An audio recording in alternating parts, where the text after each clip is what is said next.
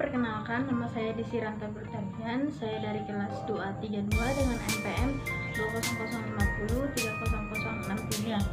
Nah, di sini saya mengambil judul hasil penelitian saya tentang pengaruh penerapan model problem based learning terhadap kemampuan memecahkan masalah dalam pembelajaran ilmu pengetahuan sosial di dalam kelas 6 SD Negeri 10 527 Semencirim. Baiklah, di sini saya pertama-tama mengucapkan syukur kepada Tuhan Yang Maha Esa hingga kita memberikan kesehatan. Di sini saya akan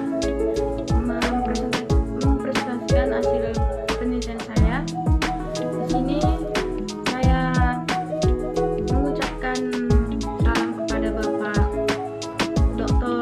Dedi Holden SSI MSI selaku dosen metodologi pendidikan. Dari judul yang saya bawa, metode yang saya ambil itu yaitu metode kualitatif. Baiklah, latar belakang yang saya ambil dari judul saya itu yaitu memecahkan masalah di era globalisasi adalah di mana melalui pendidikan, karena dengan pendidikan diharapkan kemampuan pengembangan potensi yang dimiliki oleh siswa sehingga mampu menghadapi dan memecahkan masalah yang dihadapinya. Dalam menghadapinya itu ada 3 masalah. Seperti 1, kurangnya partisipasi aktif siswa dalam pembelajaran IPS. Nah, yang kedua itu masalah penggunaan media ketika proses pembelajaran juga masih kurang, di mana guru hanya menggunakan buku paket dan LKS dalam proses pembelajaran.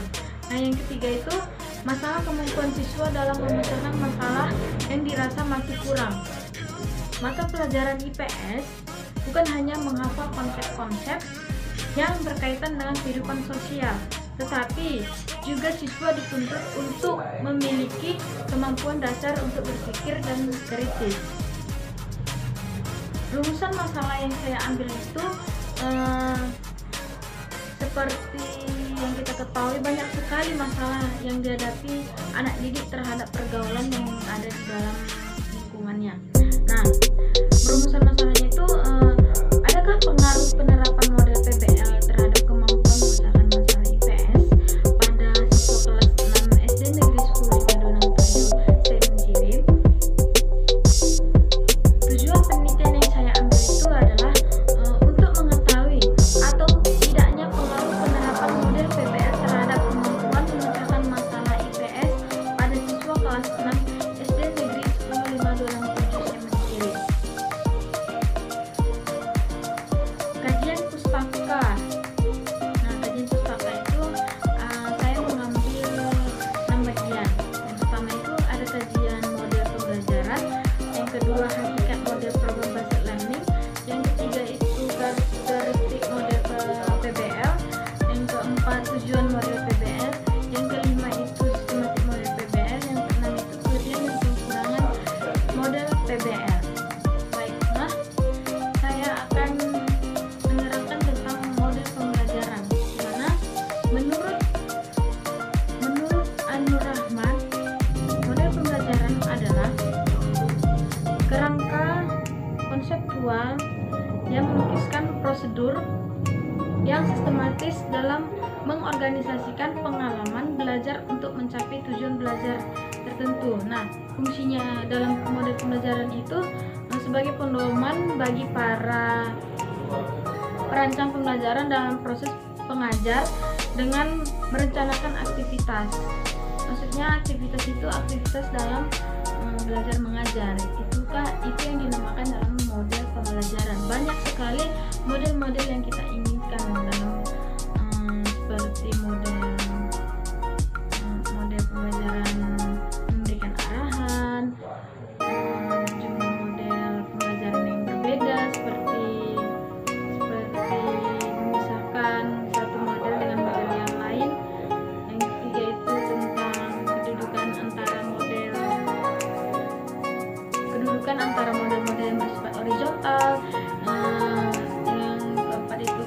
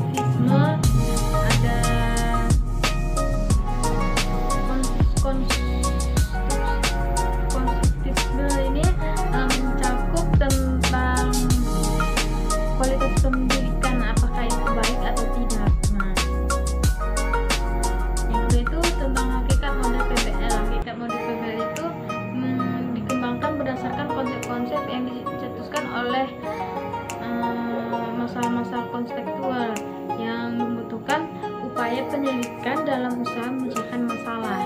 Itulah yang dinamakan hakikat model PBL. Yang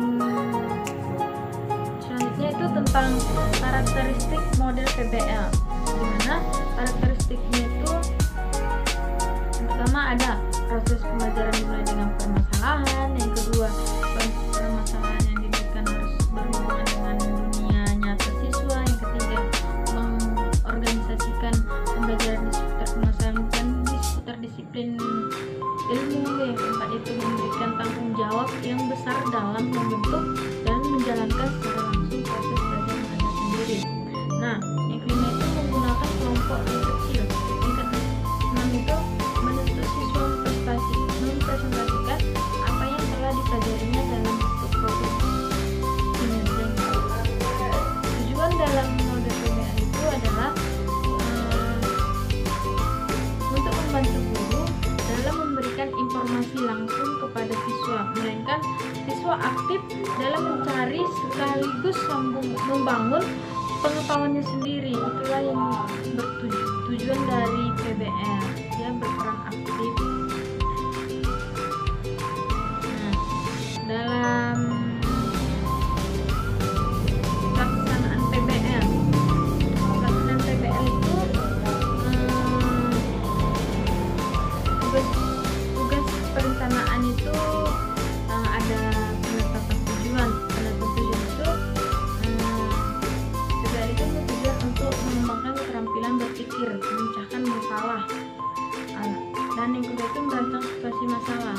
Masalah yang dirancang sebaiknya autentik, mengandung teka-teki, dan tidak didefinisikan secara ketat. Tugas interaktif yang pertama ada orientasi siswa yang pada masalah, yang kedua mengorganisasi siswa untuk belajar, yang ketiga membantu meneliti mandiri dari kelompok, yang keempat itu menganalisis evaluasi proses pemecahan masalah. Dimana kelebihan dan kekurangan model PBL. Kelebihannya itu satu, sesuai dengan kehidupan nyata siswa. Yang kedua, konsep sesuai dengan kebutuhan siswa. Yang ketiga, memupuk siswa dalam mengerti diri siswa. Yang keempat, retensi konsep yang kuat. Yang kelima itu meningkatkan kemampuan memecahkan masalah. Dan kelemahan model PBL itu yang pertama ada persiapan pembelajaran yang kompleks yang meliputi persiapan. Kedua itu sulitnya mencari masalah yang relevan bagi siswa. Yang ketiga itu sering terjadi miskonsepsi. Yang keempat, konsumsi waktu yang banyak. Dimana dalam pengertian IPS di sekolah dasar merupakan mata pelajaran yang diberikan jenjang SD sampai SMP, mengkaji seperti peristiwa, fakta, konsep, dan generasi yang berkaitan dengan isu sosial. Itu yang dinamakan dalam IPS. IPS itu yang menyangkut tentang ilmu sosial. Jadi dapat disimpulkan bahwasanya ilmu pengetahuan sosial merupakan mata pelajaran yang mengandung konsep-konsep dasar dari berbagai ilmu sosial yang disusun melalui pendekatan pendidikan dan psikologi serta kelayakan dan kebermaknaannya bagi siswa dan lingkungan.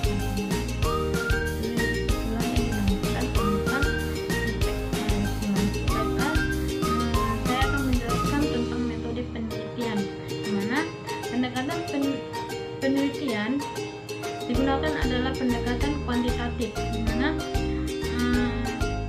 mengapa dikatakan pendekatan kuantitatif? Karena data penelitian berupa angka-angka dan analisis menggunakan statistik, di mana penelitian kuantitatif ini merupakan metode penelitian yang berlandaskan pada filsafat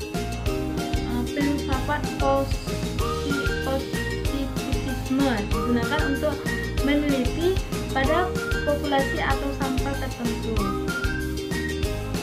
Jenis penelitian yang saya ambil itu seperti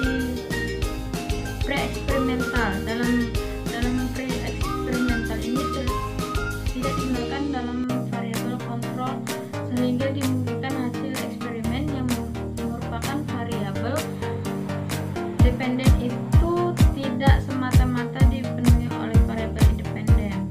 Nah, desain penelitian itu jenis pre-eksperimental, di mana terdapat berbagai bentuk desain.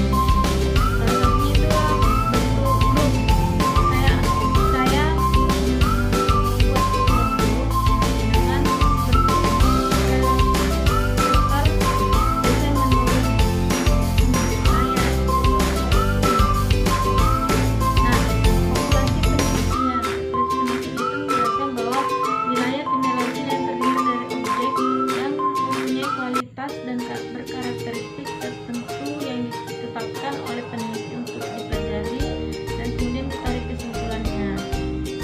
Baiklah, model yang saya ambil tentang PPL ini adalah langkah atau strategi pembelajaran berbasis masalah adalah yang pertama, guru menyampaikan mengenai tujuan pembelajaran dan mengenalkan berbagai masalah-masalah sosial yang akan dipecahkan siswa melalui kerja kelompok. Di sini maksudnya itu adalah saya akan membuat sebuah kelompok dengan membuat sebuah tulisan di mana saya membagikan sebuah gambar kepada anak didik bahwasanya masalah apa yang ada di dalam kertas tersebut, sehingga anak didik tersebut menjawab kertas itu. Nah, yang kedua itu mengorganisasikan siswa dalam belajar. Siswa dibentuk menjadi 6 kelompok heterogen, masing-masing beranggota 6 atau 5 orang. Nah, yang ketiga itu membimbing menyelidiki kelompok menggunakan berbagai sumber informasi yang berupa buku atau teknik yang saya ambil. Teknik pengumpulan data yang saya ambil itu tentang menggunakan teknik pengumpulan data tes, di mana tes itu digunakan untuk mengungkap ranah kognitif siswa sebelum dan sesudah pembelajaran berkualitas. Dalam bentuk tes objektif atau berbentuk pilihan ganda dengan 4 pilihan jawaban pengumpulan dan dengan menggunakan tes dilakukan sesuai dengan variabel terkait dari penelitian. Dari keempat itu